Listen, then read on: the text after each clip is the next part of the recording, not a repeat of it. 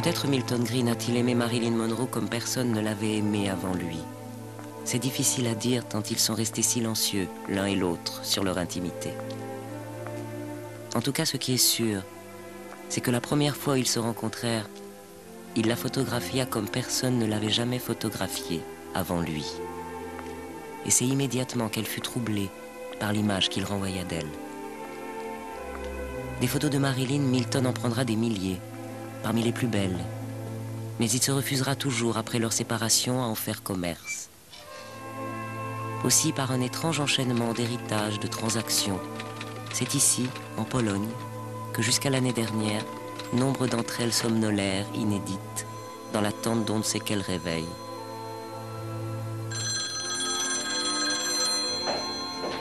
Écoutez bien, l'histoire qu'elle raconte est étonnante. L'histoire d'une femme, adulée et triste, qui imagina en se livrant au regard qu'un homme portait sur elle, qu'elle pourrait échapper à son destin.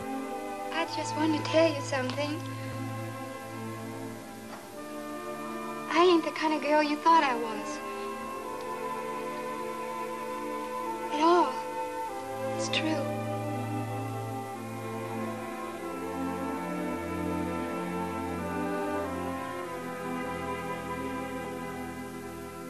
«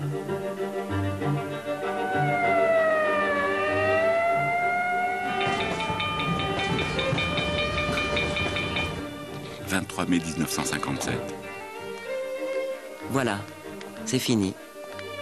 Au bras d'Arthur Miller, son troisième et dernier mari, Marilyn s'en retourne à Hollywood. 2 ans plus tôt, elle avait fui les grands studios de cinéma qui l'avaient fait connaître au monde entier. La voilà aujourd'hui qui rentre dans le rang. Pourtant, au-delà des apparences, elle n'est plus la même. Comme si le cours de sa vie avait été définitivement infléchi par son détour new-yorkais.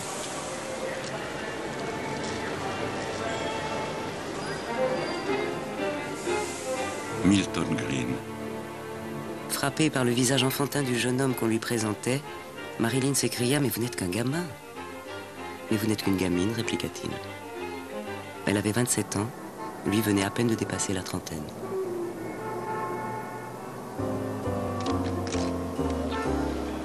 Hollywood, au moment où débute cette histoire. Marilyn est l'une des stars de la décennie. Les tournages s'enchaînent, le public l'adule. Elle n'en est pas moins insatisfaite. Elle a le sentiment qu'Hollywood met un point d'honneur à ne rien lui apprendre. Sinon, à travailler à la chaîne. C'est son expression. Travailler à la chaîne. On la distribue dans des films sans la consulter. On lui donne des rôles à l'encontre même de ses souhaits.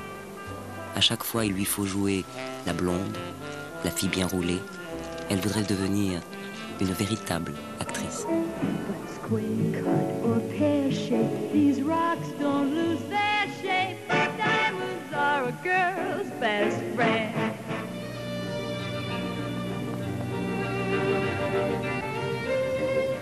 Le 18 août 1953, envoyé par le magazine Look, Milton Green arrive en reportage à Los Angeles.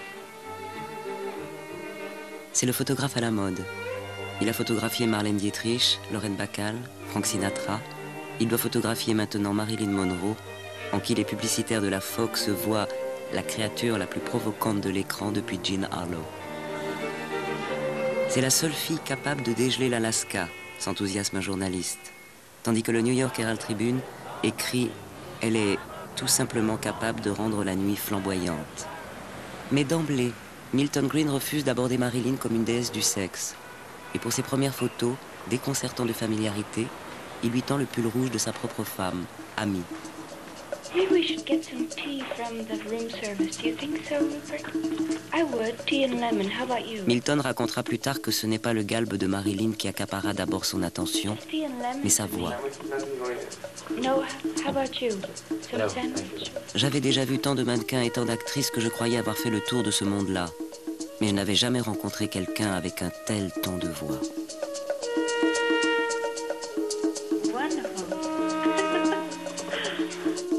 Marilyn regarda les photos que Milton avait prises d'elle et lui dit, intriguée, « Vous m'avez rendue intéressante. »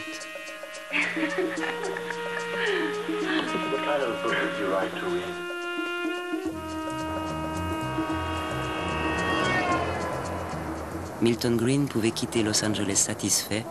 Il avait réussi à toucher son modèle. Marilyn était obsédée par la peur de ne pas être à la hauteur. Rien ne la rassurait jamais. Aucun éloge, aucun compliment. Pas même les dithyrambes de ses metteurs en scène, Henry Hathaway et Billy Wilder. Elle redoutait toujours qu'on ne l'apprécie que pour son look d'aguicheuse. Pourquoi les gens sont-ils tellement obsédés par les questions de sexe, demanda-t-elle un jour. Tout cela me paraît à moi aussi inintéressant que d'étaler du cirage sur une chaussure. Or, pour la première fois, aucun doute, Milton Green avait attrapé d'elle quelque chose que tous les hommes, jusque-là, avaient laissé échapper. Ces photos la révélaient à elle-même comme elle souhaitait être vue par les autres. Une certaine réserve, une authentique gravité. Des vêtements amples, des poses pudiques, pas de tenue moulante, pas de provocation. À aucun moment Milton ne lui avait demandé d'être sexy, et ça lui avait convenu bien au-delà de ce qu'il pouvait imaginer. Devant ce jeune photographe attentif et respectueux, Marilyn s'était sentie tout à coup précieuse, et c'est avec un plaisir non dissimulé qu'un peu plus tard, pour leur première photo commune, elle accepta le prix Look de l'année. Thank you, Mr. Sims. It's a great thrill, and I'm very appreciative to everyone who's made this possible. He understood some things about me, and I understood some things about... Le 14 janvier 1954, Marilyn se marie avec Joe DiMaggio. Joe a 39 ans. C'est une gloire du baseball américain, retiré depuis 3 ans de la compétition, et qui passe son temps à siroter des bières devant la télévision. Il insistait pour l'épouser. Marilyn ne lui dit pas non. Inexplicable mariage. À coup sûr, cet homme ne risquait pas de la combler. Comme elle lui offrait pour accrocher à sa montre une médaille en or sur laquelle elle avait fait graver une phrase extraite du Petit Prince de Saint-Exupéry, on ne voit bien qu'avec le cœur, l'essentiel est invisible pour les yeux. Joe s'écria « Mais bon Dieu, qu'est-ce que ça veut dire ?»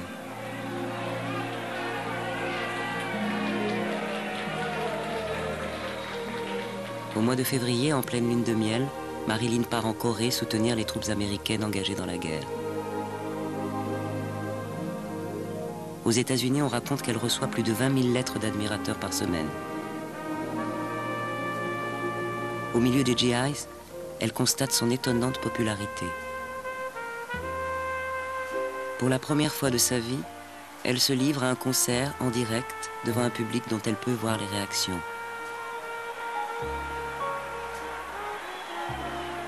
Une douzaine de représentations, 60 000 soldats, et à chaque fois la volonté de donner à tous l'impression qu'elle s'adresse à chacun.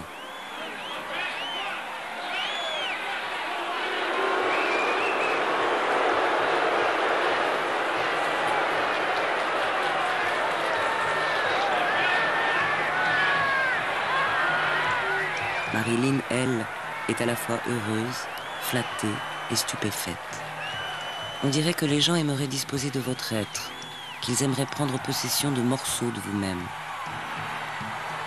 Pense-t-elle à Milton Green en voyant tous ces appareils de photos qui la cernent, mais ne la voient pas? Oui, les gens ne me voient pas. Ils voient leurs propres pensées cachées et ils se blanchissent en prétendant que j'incarne ces pensées secrètes.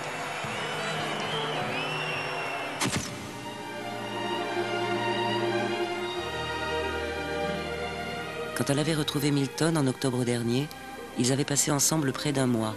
Ils étaient partis faire de nouvelles photos dans les environs de Los Angeles. Elle lui expliqua alors qu'elle travaillait dur, qu'elle était fière de ce qu'elle faisait, mais qu'elle ne pouvait décidément pas continuer à accepter des rôles comme ceux que lui imposait la Fox sans que le public finisse par se lasser d'elle. Milton lui avait dit qu'il l'approuvait et que le moment venu, si elle le souhaitait, il l'aiderait à changer de vie.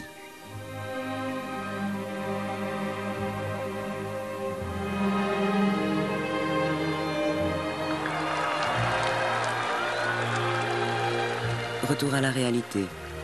Toujours les photographes, toujours le look Marilyn, le sourire Marilyn, et cette étonnante capacité à se retrouver là où les autres l'attendent.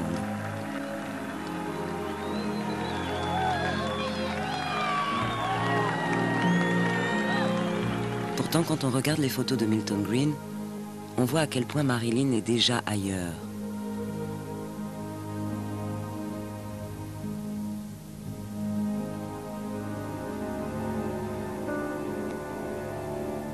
De fait, sa colère contre les studios ne fait que grandir.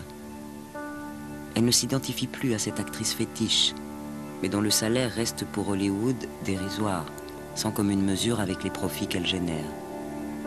Sa rencontre avec Milton Green l'a comme émancipée.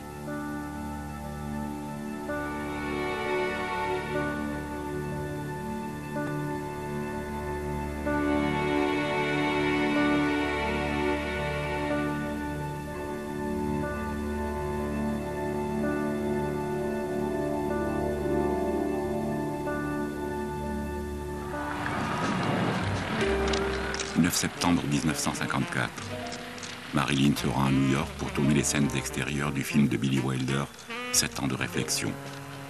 Tant bien que mal, elle respecte ses engagements. Mais sa décision est prise.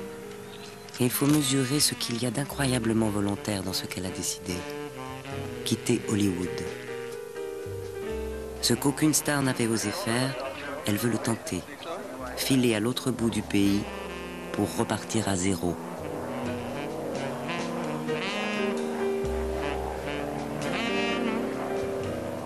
Tout lui est désormais insupportable, à commencer par les nouveaux scénarios qu'on lui apporte.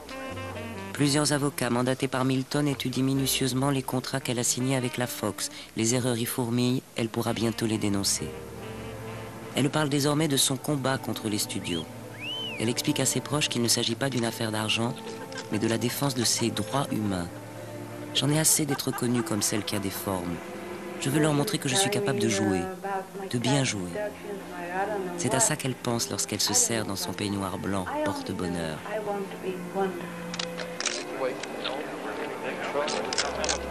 Mais elle n'en continue pas moins de faire la Marilyn, sans aucun état d'âme et sans aucun effort. Elle aime si évidemment ça. Je suis née sous le signe des Gémeaux, Dr. Jekyll et Mr. Hyde. 2 personnes en une. À vrai dire, je suis peut-être même plus que 2.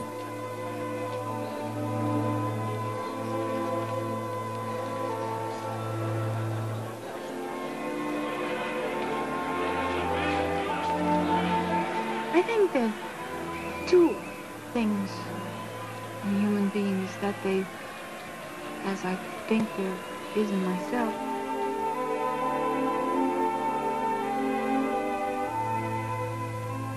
La carrière de Marilyn durera 16 ans.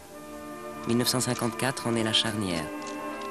24 films avant et seulement 5 après. La fatigue, les dépressions, la lassitude, peut-être. Mais pourquoi pas également la conséquence directe de son adieu à la vision qu'Hollywood avait d'elle.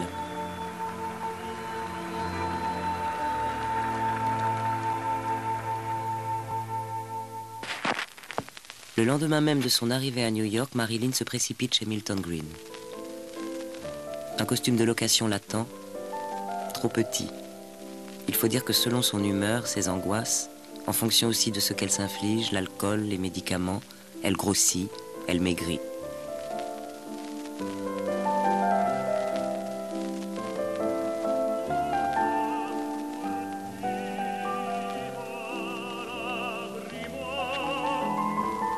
Mais génie du photographe et de son modèle, ces photos de ballerines à la Degas font bien vite oublier les imperfections du réel. Singulier moment d'épiphanie, où une autre Marilyn saisissante de douceur prend son envol. Une Marilyn qui s'arrache à son destin de symbole sexuel.